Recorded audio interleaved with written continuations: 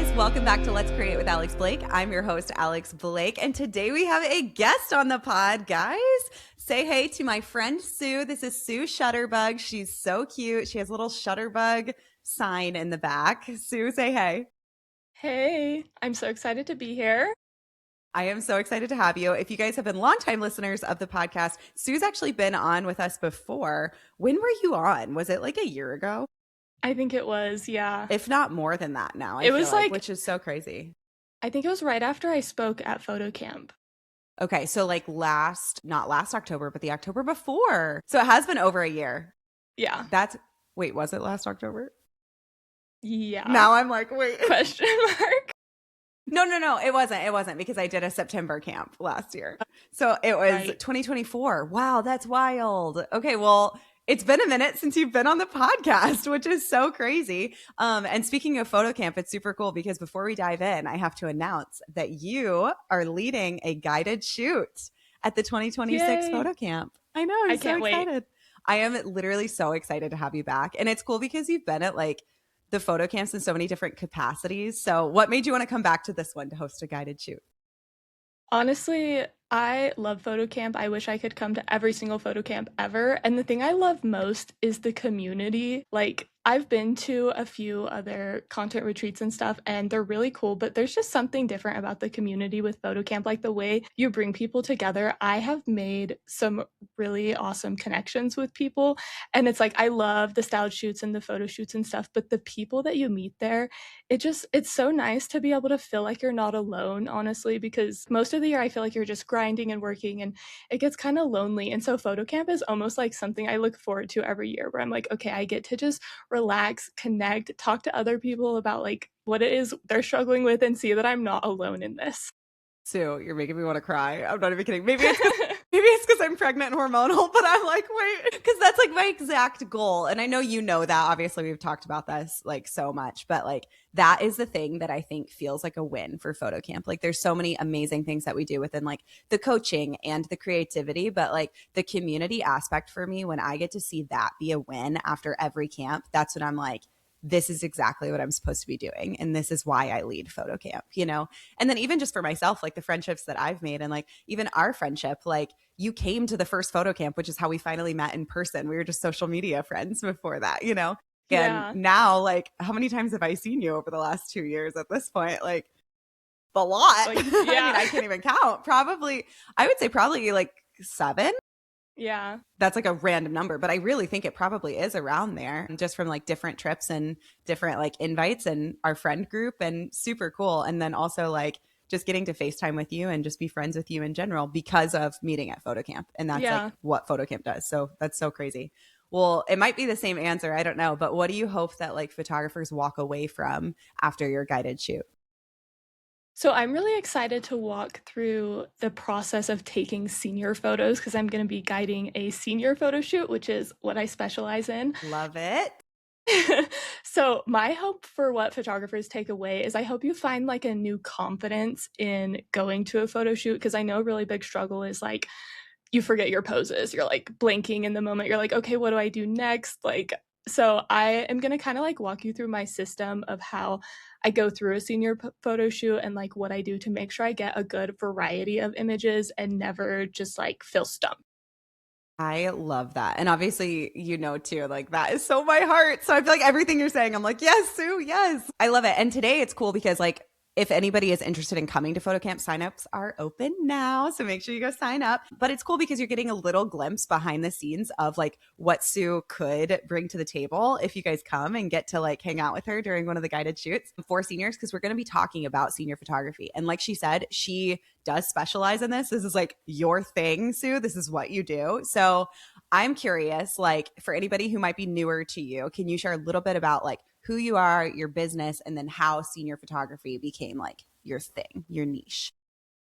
Okay, so I'm Sue, and I'm a photographer based in Colorado, and I do senior photos, but I like to specialize in like I like to make it more of an experience, like so much more than just the photos. So I mean, I feel like most other photographers who learn that they love just one niche, I started off trying everything. Like I did Right. families, weddings, As all of we all that. did. Yes. I just like felt so much happiness and excitement after senior sessions more than I did with other things. Like, they're fun creatively, but I just love being with seniors. And also, there's just something so special about helping them feel confident because it's like they usually haven't had a photo shoot at this point. This is like their first session, and they get to be like what? That's me. Like, this is what a photo shoot is like. And so, there's just something so special about that. So, that's kind of how I decided I really want to focus on seniors. I love that. And then I'm asking this question. I obviously know it from our conversations kind of to the side, but what made you start thinking more intentionally, specifically about like profitability within the senior market? Okay, that's a really good question. And the truth is, I started thinking about this pretty much a year ago, almost. A year is when I really like changed my business and started to focus in on this. And that's because last year around this time, I was really burnt out and unmotivated and I had no money. Like, I had done so many photo shoots, like a photo shoot almost every single day over the summer, especially. I feel burnt And out hearing that. I'm like, no, every day? and I literally felt like there was something I'm missing. I'm like, how is it that I have no money and I feel like I'm working so hard? I'm like, there has to be a secret because I know there's people out there who do this and make money. And so it was at that point I became determined to figure out what the secret was that I was missing. And so actually in 2025, I spent that whole year investing in education, reading books, watching YouTube videos, investing in coaches and courses to figure out what it is that I was missing. That's so cool. Okay, now I'm like, well, tell us your secrets, Sue. Like, okay, so let's back up a little bit. Okay, so let's talk about like how to make senior photography profitable then, you know? So, okay, one thing that I have heard people say a lot because I am a senior photographer too, I definitely hear a lot of like my, when I'm coaching people and stuff like that or doing like mentorships, they'll say like, I just don't know how to make it exactly what you just said. Like, I'm burnt out. I'm doing like so many shoots and maybe I'll just have to take on weddings, you know, like maybe I'll just have to do something else. So when photographers say senior photos aren't profitable, what do you think after all of your research and listening to your podcasts and, you know, doing the courses, what do you think is usually missing? That is such a good question. Okay, so first, I've been reading Profit First. Have you read that book? No, but I've heard of it, Okay, it's a which really doesn't good count as the same as reading it, but I have heard of it.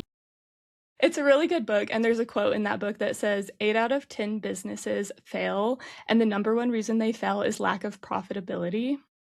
And so it's not even just like photographers or not even senior photographers. Profit is something all businesses almost struggle with. And so a big myth around profit is if I just grow, I'll be more profitable.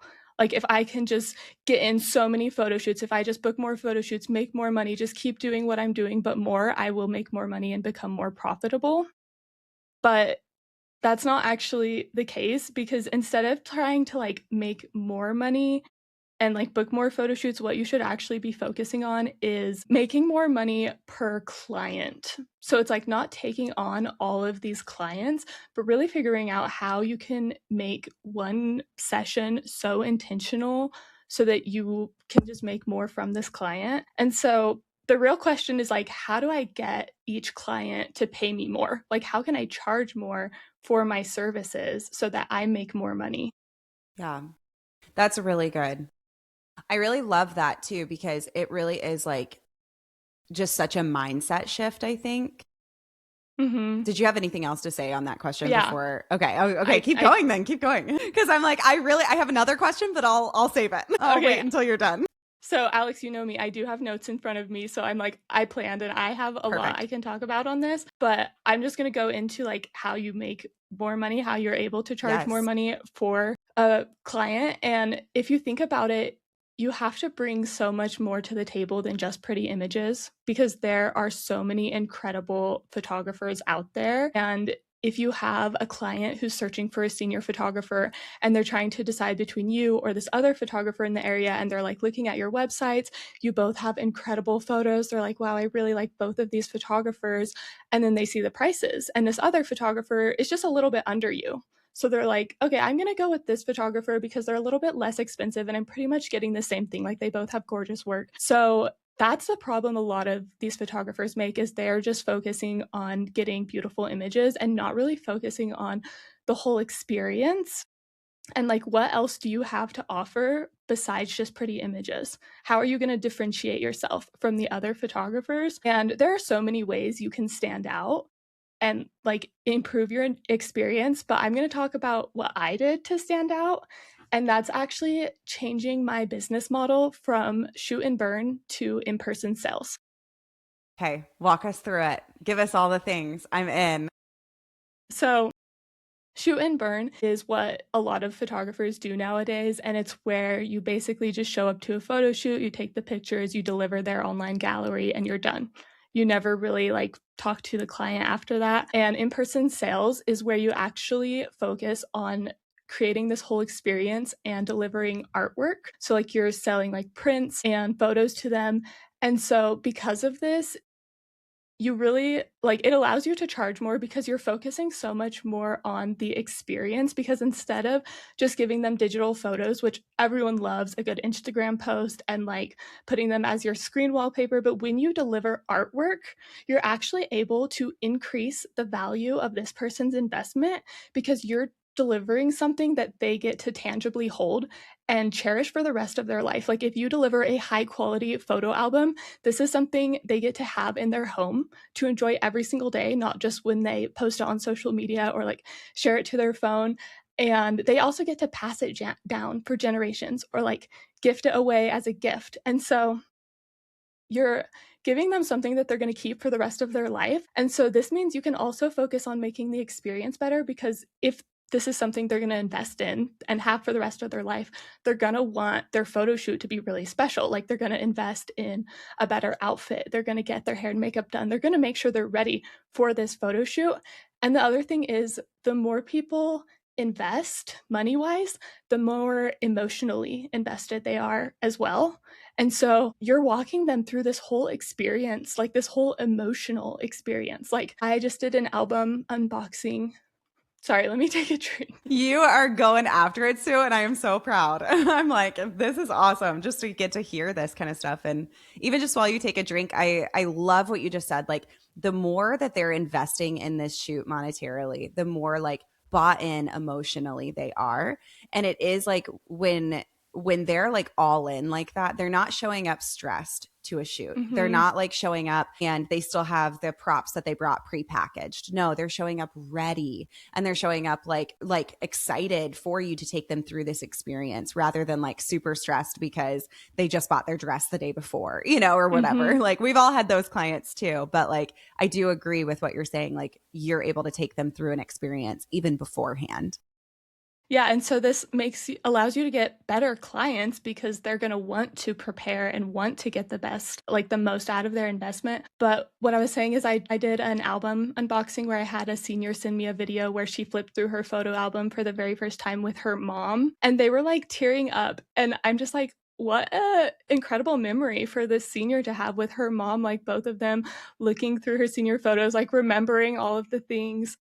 And so the other thing about doing artwork and like creating this whole experience is it doesn't just benefit the senior, it benefits so many more people, because the mom is typically the one who loves the artwork, at least at first. Like the senior might love it more when she gets older, but the prints are really like for the parents.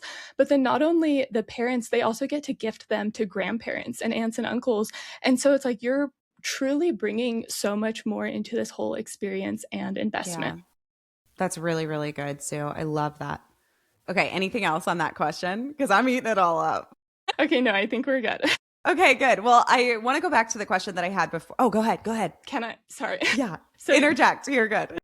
you asked, you said, what is it that photographers are missing? So I kind of just wanted to tie it back really quick. Yeah. And so I think the thing they're missing is creating that experience, but then also the personal touches, because like everything is so digital.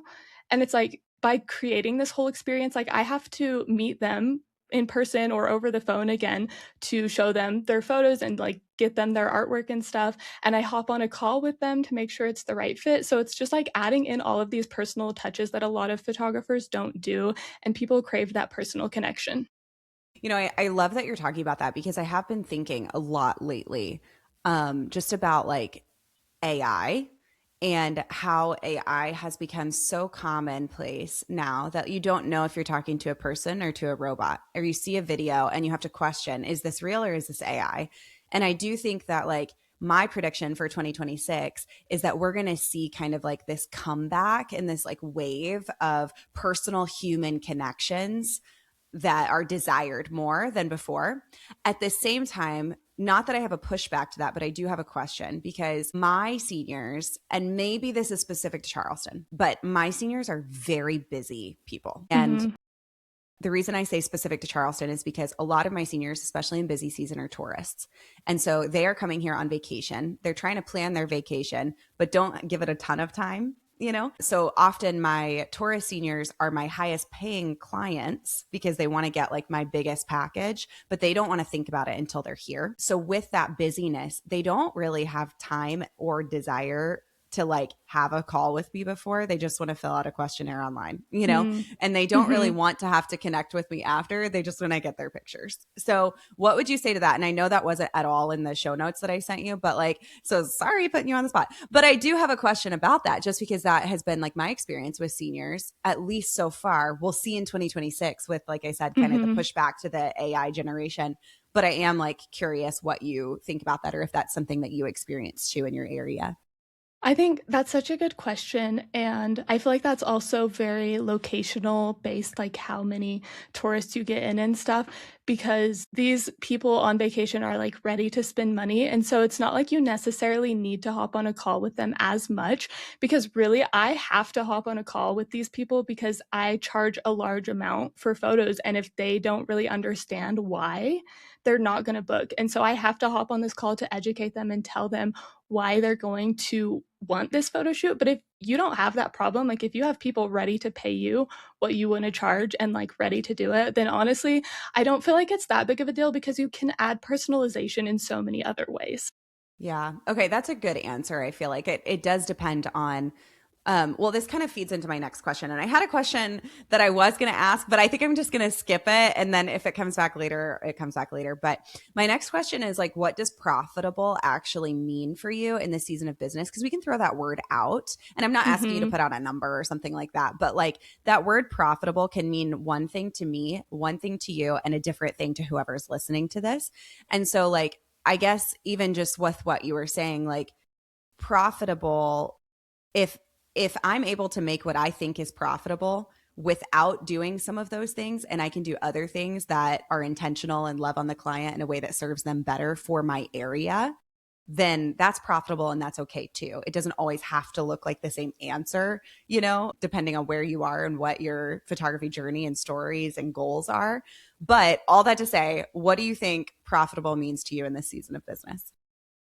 Okay, I think that's so good. And you're so right. Like, there's so many different ways you can do it and serve your clients to the best of your ability. To me, profitability, I mean, I'm kind of tying it back to Profit First, the book that I mentioned earlier. I'll have to read it. Profit is like what you have left over after expenses, right? So, like, revenue minus expenses equals profit. That's the accounting formula. But profit to me is like being able to pay myself a salary plus having some left over to do whatever I want with, maybe like invest it back into my business, get a new camera. But it's like having that freedom to be able to just have some money left over after you've done all the things.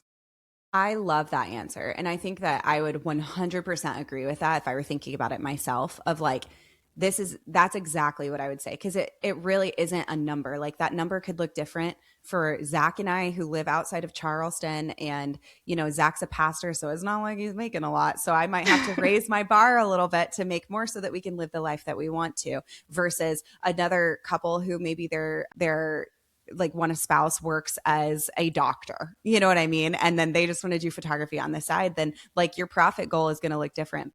Being profitable really does mean that. It means being able to pay yourself and have freedom. Like there's Mm-hmm. financial freedom to it. So I love that you said that. But okay, I do want to back up just a little bit. Can you walk us through kind of your senior photo system with your IPS and all of that kind of stuff that you were just talking about? Maybe from a high level, you don't have to go like in the nitty Mm-hmm. gritty details of it, but talk through all the things.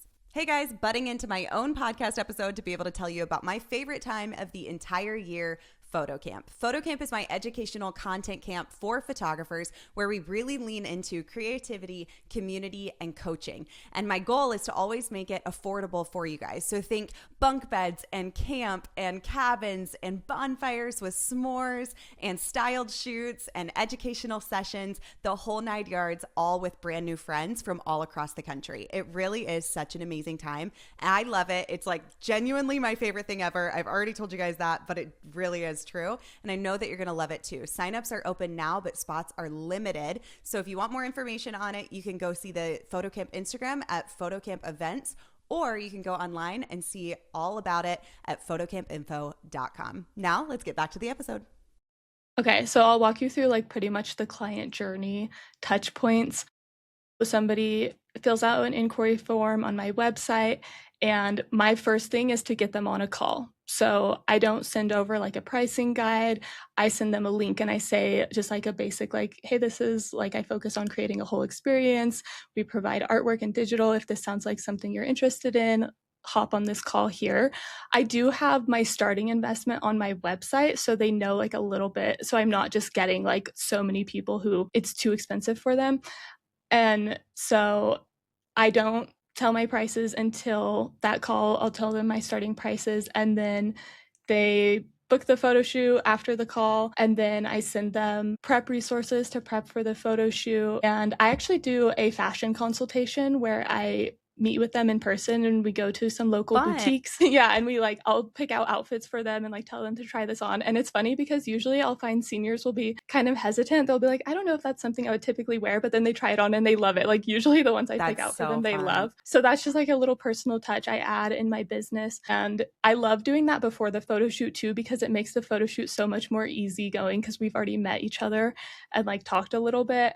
And then typically that's like a couple days before the photo shoot. So we'll do the photo shoot. And then about a week after the photo shoot, I have what's called a viewing and ordering appointment. And these are typically online. Like you can meet in person or online, but this is where they will select their photos and artwork. So to kind of backtrack a little bit, the investment is like two sections. The first part is the session fee, which just covers the photo shoot itself. That's no images. And then the second part is the photos and the artwork. And so they're kind of grouped differently. And so there'll be a second investment. And I tell them this on this call, like there's another payment coming after the photo shoot. And this is where you're going to pick out your artwork and your photos. And so they do that then. And then I order the artwork and send it to them. And I just really try and make each touch point really specialized. So like even when I'm delivering the artwork, right now at least I deliver in person just because I don't have like a ton of people and like super far away. So I can go in and like hand deliver it, which makes it even more special. That's really cool. So, question on that, when you have like your starting price on your website, is that your initial investment or is that like the starting price of both investments? So that is the starting price of both investments. And so I have collections. And so that starting price is my first collection, like the lowest collection that they could choose, plus that session retainer fee. Cool. Okay. And then how So did then you they find? Go ahead. Sorry. Oh, I was just going to say, so then they have the option to like upgrade, but then they know like the Yeah. minimum investment. Yeah, that's smart. What was I going to say? Oh, yeah. How did you find like your print labs and are they local? That's such a great question. So I'm actually in a coaching program with Jenna Lucer. You had her on your podcast Yes. a while Love ago Jen. too. And she's actually the person who I've learned so much of this in-person sales system from.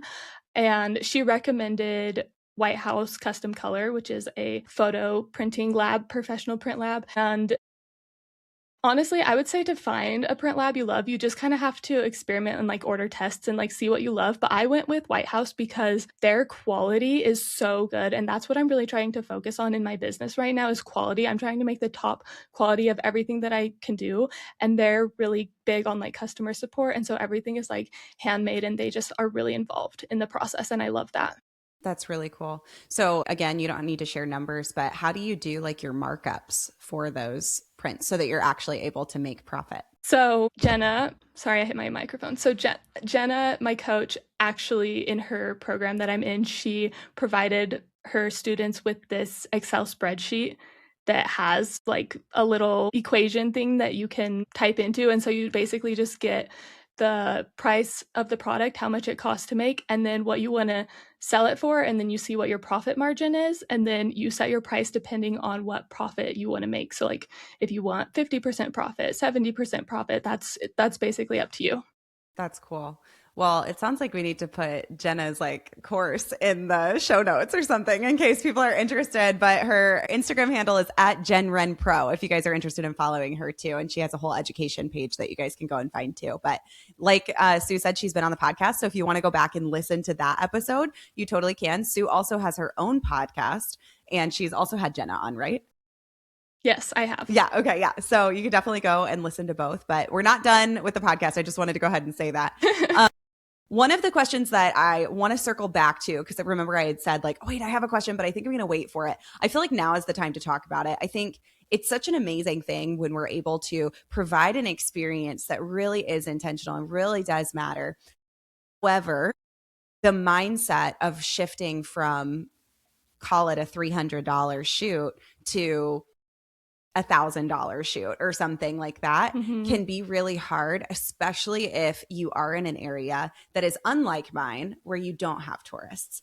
Because like I said, my tourist seniors, the ones that always pick my higher packages. And so every summer I can know that's coming, you know? But if you're not in an area that has tourists like that, it is a little bit different and you might have to work a little bit harder, but also that mindset shift in general. So tell me what you feel like what mindset shifts did you make personally, I guess, that you feel like maybe really changed you in this? Okay, this is such a good question. And I sometimes even get a little bit emotional thinking about it because I have had to change and grow so much in my mindset. And I would say that's been the hardest part of this whole process is becoming a different person, believing different things about my business and about money. And so I'm actually going to share an economic principle that pretty much changed my whole mindset around everything. And it basically relates to what you just said. Like when you don't have a lot of tourists, or maybe you're in a smaller town, which is what I am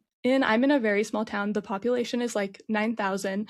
And a lot of people, a lot of people around me are like, you can't charge high prices here because people just don't have money. Like it's a small town. People are poor. And that's very much like the mindset and beliefs around smaller towns that don't have like these tourists bringing in money. And so the principle is called money is law. I'm going to share the equation with you, so bear with me for a minute and then I'll explain it. But basically, 50% of the work or output in any domain is produced by the square root of the total number of contributors. Say it again. I'm like, okay. Back it up. Okay, I'll say it again and then I'll explain it because I know just like hearing that, you're kind of like, what? I'm going to close my eyes and think about it. I have a few ways to explain it too, so it'll make more sense. But 50% of the work or output in any domain, so like in any industry, is produced by the square root of the total number of contributors. Okay, let me break it down. Me with my math, guys. I'm so bad at math, and you're talking about a square root and something called a domain. Okay. I love it. Okay, explain it all. Also, side note, but if you're watching on YouTube, you can see the sun like full out shining in my face right now. And I just need to acknowledge it. But I switched around the layout of my office and I have these like small windows that are too small for like curtains and it's kind of awkward. And here we are. It's my first podcast with the sun shining in my face like this. But okay, continue, Sue. Sorry. So you can think of it in like, I'm going to give you a few examples. First, you can think of it in like a work employee setting. So say a company has 100 employees. 50% of the work produced in that company is done by 10 people, typically, because 10 is the square root of 100. So it's like 10 people. 10 Took me a second. Got it. Are doing 50% of the work in that company. Okay. That's a cool thought. Yeah. Yeah. Okay. And so this can be applied in so many different settings and situations. So here's another one. Imagine there's a gym and 100 people have signed up for a gym membership, but there's only like 10 people who are actually going to this gym every day and showing up. So there's only like 10 people who are putting in 50% of that work of actually going to the gym. And so they're like the strongest people who have that gym membership. But that's just because they choose to put that work in. And so now I'm going to relate it to photography and what I was getting at with the town. So especially my husband, I love him, but he's just like, you can't charge that in this town. And I'm like determined to prove You're everyone like, I wrong. will prove you wrong for sure. And so this also applies to towns. So it doesn't matter how small or how large your town is, 50% of the income that can be generated in that town is going to the top people. So say you have 100 photographers in a town. Say there's 100 photographers in my town. And so 10 of the photographers are making 50% of the income. So if you're in that top 10, you're no longer competing with 100 photographers. You're competing with 10 photographers. And so it's like when you are making more money, you're able to raise your prices and like have almost less competition. And Mm-hmm. that's why you can succeed. I would Have also you say too, just to add to that, I think like when you niche down quite a bit, or at least market niche, even if you don't actually niche, like even if you're doing all the other shoots too, but you're really marketing towards something that sets you apart and creates a different thing for you. Like for you, Sue, your niche is seniors, right? That's my niche too. But not only are you a Mhm. senior photographer, you're doing IPS, you're doing these like digital turned print photos, these like lasting memories, like that even sets you apart. And so if that's what they want, they have no other option but to go to Sue. You know what I mean? Which I Mhm. think is a really cool concept too, of like being a lone wolf for the thing that the client wants. Yeah, I think that's so good. And you are able to charge more when you provide more value. So by creating this whole experience and kind of differentiating yourself, you are providing more value. And so I'm going to relate that concept really quickly to Monopoly. Have you ever played Monopoly? It's been a long time. I've actually never played the real Monopoly. I only used to play Barbie Goes to the Mall Monopoly. That's But so cute. if that works out the same way, then go ahead and relate it. Okay, well, my sister used to be obsessed with Monopoly. She would make me play it almost every day as children. That's so But fun. That like makes so much sense. You're so entrepreneurial. the way Monopoly works is everyone starts out with the same amount of money. They're in the same place, they have the same amount of money, and you go around the board. And it's kind of like random. There's some people who get a little bit of money, some people who lose a little bit of money. But as you keep playing the game, there's typically one person who kind of starts to dominate. They're like, they get the houses and then they get the hotels. And it's like the other people start to lose money. And that's because when you start to increase, hold on, let me rephrase this. Okay, it's because, sorry, I wrote it down. No, you're good. You're good. Read it. You're totally fine. Oh, when the probability that when you start to win, the probability that you'll keep winning increases. Sure. So it's like Yeah. when you figure it out, when you It start getting the clicks. hotels, yeah, it's like a system. Yeah, that's really cool. Okay, I'm so So glad that I asked you this question. I'm like, wait, you have so much good stuff to say on this. that was a little bit complex to explain. It's like that was my first time trying to explain it, but that was really the thing that changed my mindset was like, okay, it doesn't matter that I'm in this small town because there are people who have the money and who are willing to pay the money, and whoever's in that top 10 photographers, like why couldn't that be me? Yeah, that's really cool. And I think that's true, even not just in a small town. I think that that's true here in Charleston. I think that was true when I lived in Georgia in an even bigger area, like right outside of Atlanta. I for sure think that that's true.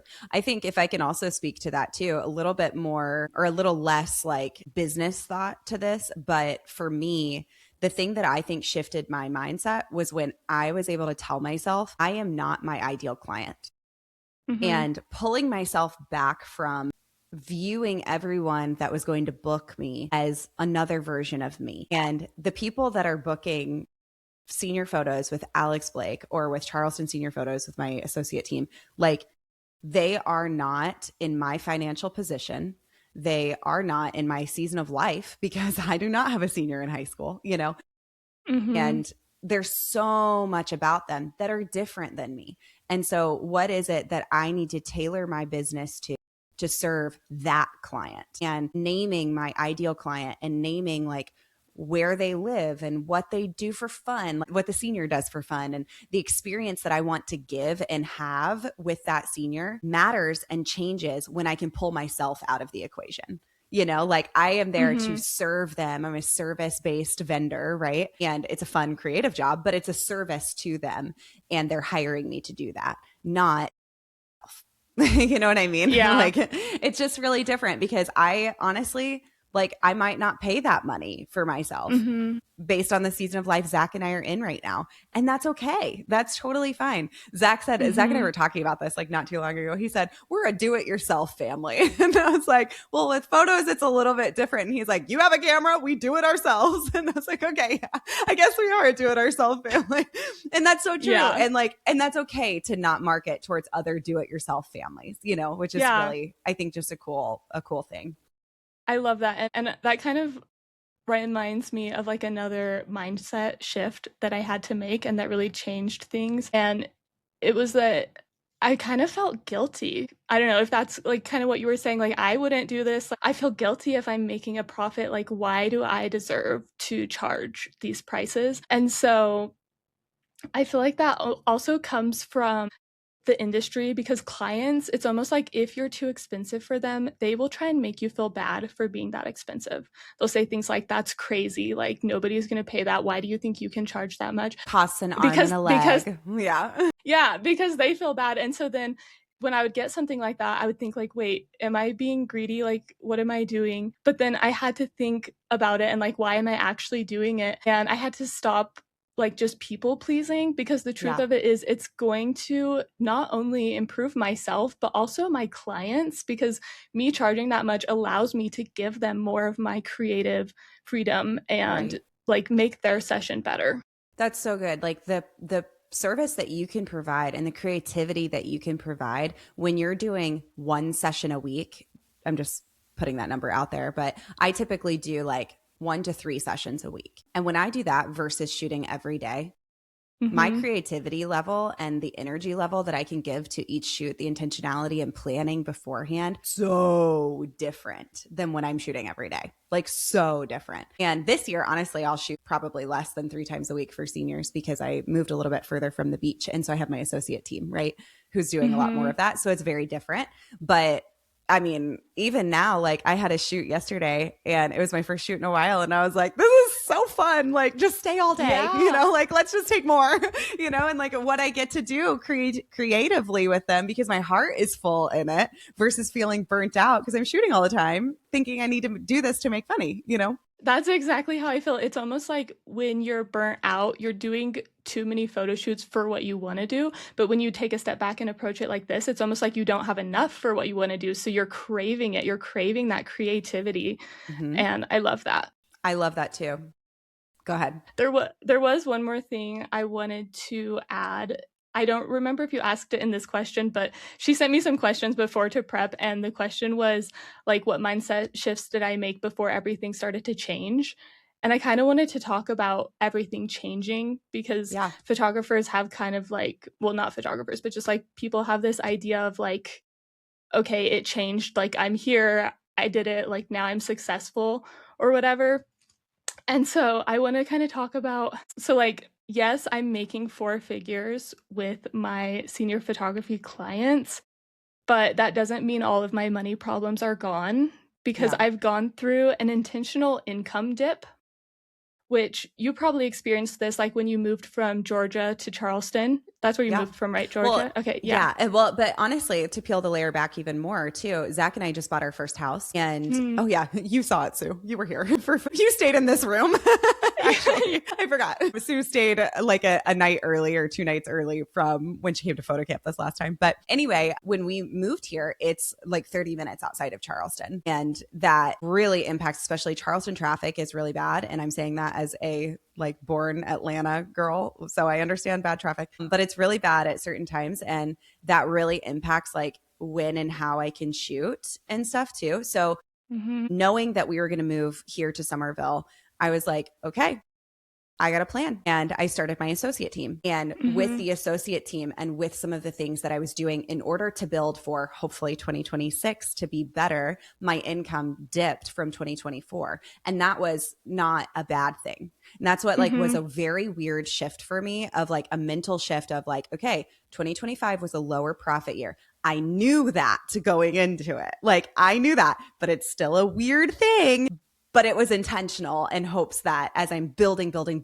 just like I did in 2023 to lay the groundwork for 2024, that 2026 will have the groundwork laid from 2025 as well. So I love that you brought that up That's because so that's good. something like people just don't talk about that. So I love that Mm-hmm. you brought it up. That is so good. And I could even go into it a little bit further, relating it to what I went through. So I'm going to just read really quick the definition of an intentional income dip, and it's voluntarily about choosing to accept a temporary reduction in earnings, usually in pursuit of a larger long-term goal. So I love that you just explained that perfectly. And the biggest thing is like long-term goal. You're thinking long-term. And so to be honest, I made less in 2025 than I did in 2024, even though I had these four-figure clients. And that's because I almost had to like start over because I was thinking long term. So I had to find completely different clientele. Like the people who booked my $300 sessions are not going to be booking these new sessions. And so that was a really hard thing for me to go through because I had lots of people telling me, like, oh, you're too expensive. And that made me feel almost like I'm failing. Like, okay, maybe I shouldn't be doing this. It's not working out. I haven't made as much money as I did last year. But that's just because it's an intentional income dip and you're doing it for the long term. And that's when a lot of people will turn around and give up because they feel like they're failing and like it's not working. But you really only fail if you give up. So you just have to push Mm. through it.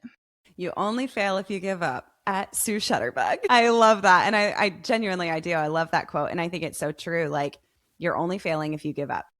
And what can you do to turn the corner? Or what can you do to bring in extra cash? Like, just because you're making these intentional moves also doesn't mean that like you shouldn't be profitable. Like, we should be profitable still. It just, the profit might look different than a different year. But if you're not profitable, then be creative with, okay, if this is the goal in mind, you want to build, for my example, I want to build this associate team.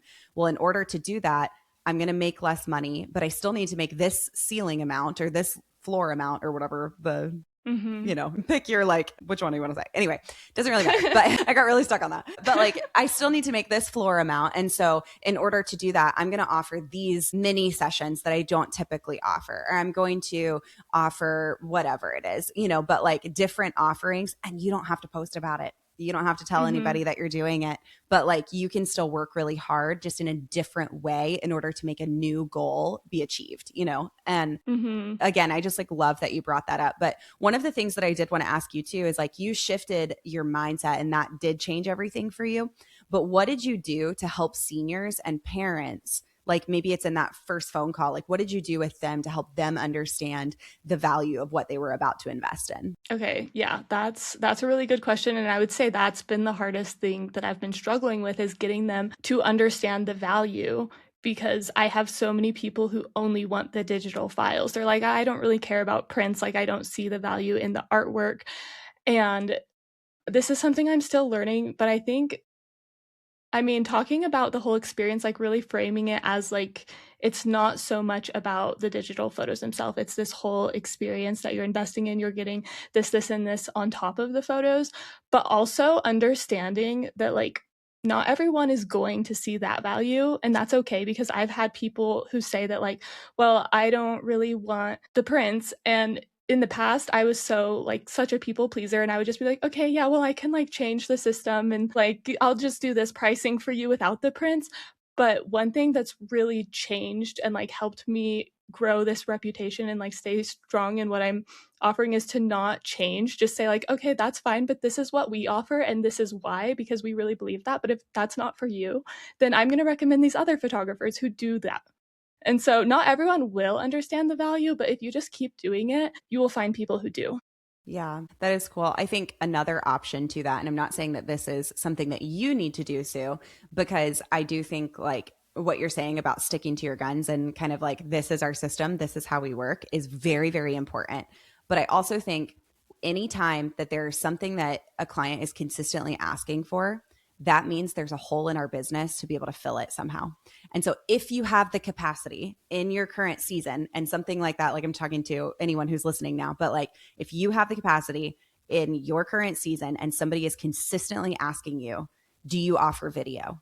And you're like, no, but here are all these other videographers that, I can give them to. Mm-hmm. What if this year you learn video, or you find a videographer that you can team up with to contract every time, and you upsell the client and they pay you $100 more than what you're contracting out this videographer for, and you're making an extra $100 every shoot. So there's also like a way to do that too in the context of what Sue is saying. Maybe there's a different level package now, because Sue obviously very much cares about the prints, right? Like that's something that she's sticking her guns to, and that's a good thing, and that's okay. But also, if that isn't something that you're like super passionate and super grounded in, there's also the way where you can say, okay, well, what if I make a lesser offer, but I put these digital things in it, but then it's like, like they really want this other one, and you really try to upsell them, but you give that like layer in the middle for them too. So there's definitely like ways that you can think about that anytime somebody's asking you consistently, okay, can I fit this into my business? For me, one of the things, again, goes back to my associate team. My associate team is a lot cheaper than my personal sessions. So Sue, Mm. I don't know this to be true, but I think that our session prices are really similar for seniors. When I personally shoot, my associate team is way less than that. And that's okay. Like, and I'm hiring a contractor too. So I'm making way less than I do in my personal seniors. But what I'm able to do is never turn away a client. You know what I Mm-hmm. mean? And so it is kind of cool to think about that too, where it's like, obviously, like I want to be for the people, right? I'm always going to have people that I am able to, say, hey, I'm not available, or my associates aren't available, like go to these photographers. And I've got a list, obviously. But if there's a way that I could make it to where I'm always available, I'm going to do that. You know what I mean? Or whatever it is, with it being like family sessions or couple sessions, like how can you make yourself always available? Or how can you serve the client that's always consistently knocking at your door, unless it's something you absolutely despise, which I have those too. um, or if it's something you just like do not have passion in, like Sue was saying. So I think that's something important to like bring up of like, that's a good thought. Mm-hmm. But anyway, I love that too. One question I did want to ask you is, well, I guess I already asked you kind of about your confidence, but how do you balance like serving families well and doing that confidently while also protecting your time and then your income too? And the reason I say protecting your time so specifically is because you are being so intentional, which is such an amazing thing. Like going and doing a fashion consultation at a local boutique is like so cool. And I'm sure that the seniors at first are so nervous, but you are right. I bet that it like really turns out into like them being confident in their shoot and stuff. So I know it's like an investment, but also like you are giving up quite a bit of your time to do these things. So how do you serve families well while also like having boundaries for yourself? That's a good question. I guess it would say like coming down to pricing accordingly, like make sure like you are making a profit. And that's why I do love doing prints, which I know it's not for everyone because there are creative ways you can come up with to make your business more profitable. But the in-person sales is great because you can do so much for your client throughout the whole process. Mm-hmm. And have you heard of like law of reciprocity? Like when you give somebody something, they automatically want to give back to you. So that's kind of like the structure of it. It's like I'm giving endless things to my clients, like so much of my time and energy, but it pays off in the end because at that ordering appointment, after all of this time we've spent together, they see how much time and energy I've given to them and they want to invest more. And so that also makes it really cool because it's like, no matter how much they pay, each client is getting the same experience. It's not based on like how much you pay. It's just whatever you want to invest, but it becomes worth it because they do invest more Yeah. because of that experience. It's almost like they're like tipping you by investing Yeah. more, like in a way. I It love is, that. yeah.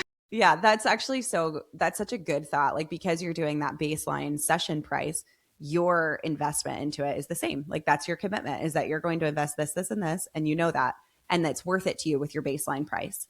And then whatever Mm-hmm. else they give on top of that, and obviously receive from as well, is kind of like their payment to you for everything you just did. So I do think that's a really cool thing.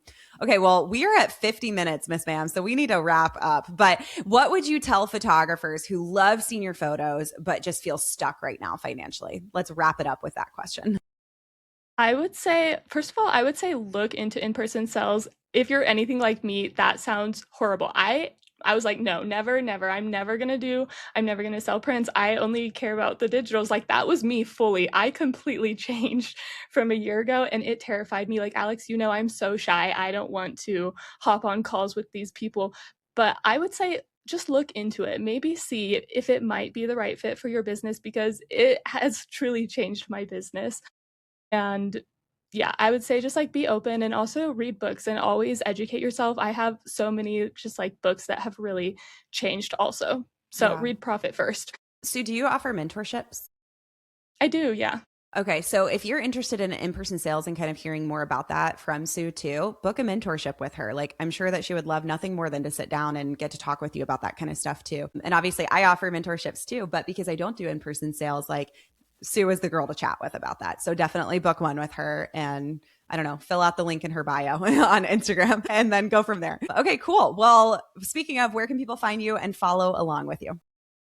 You can find me at sue.shutterbug everywhere. Everywhere. And then what's your podcast called? Right. My podcast is called Shutterbug Club. Love it. So go listen and go listen to Jenna's episode because it was really good and it talked a little bit more about this. And then, like I said earlier, I also had an episode with Jenna. So go back on Let's Create with Alex Blake and go find it. It was a good one. She's super awesome. Okay, guys. Well, I think that is about it for mine and Sue's conversation. We've been yapping for like an hour, guys. I'm so glad if you stuck it out with us. You're a real one. Okay. I love you guys and I will see you guys next Thursday. Bye. Bye.